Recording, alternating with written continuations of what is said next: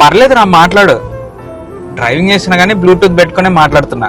Constable, vehicles లో ఎవరైనా seat belt పెట్టుకోకుండా డ్రైవింగ్ చేస్తుంటే ఆ బండిని వెంటనే ఆపు. నువ్వు ఒక్క బండి కూడా మిస్ కాకూడదు. Okay sir. పోలీసులా? నన్ను ఆపేదా? మా అక్కే పెద్ద పోలీస్ రా, నన్ను ఎవడరా ఆపేది? ఏం బాబు, ఎందుకు ఆపినావు? ఏయ్, ఎందుకు ఆపామనేది ఫస్ట్ మా సార్ దగ్గరికి వస్తే తెలుస్తుంది. దిగవయ్యా ఫస్ట్. సార్, ఈ పిల్లడు చూడండి సార్, సీట్ బెల్ట్ పెట్టుకోలేదు, పైగా పొగరు చూపిస్తున్నాడు. ఏమయ్యా, చూస్తే చదువుకున్న వాళ్ళలాగున్నావు, సీట్ బెల్ట్ పెట్టుకోవాలని తెలీదా మాత్రం నీకి? నేను ఎవరో తెలుసా? నువ్వు ఎవరైతే ఏమయ్యా, నీ కోసం చెప్తాండేది సీట్ బెల్ట్ పెట్టుకోవాలా అని.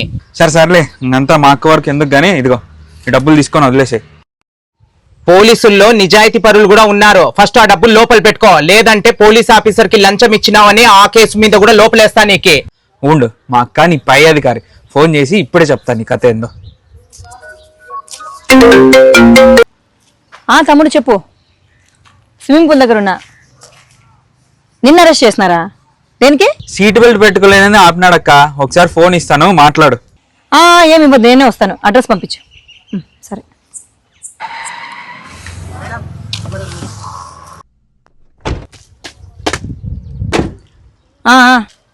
చూడక్క, సీట్ బెల్ట్ పెట్టుకోలేదని అరెస్ట్ చేస్తామంటున్నారు.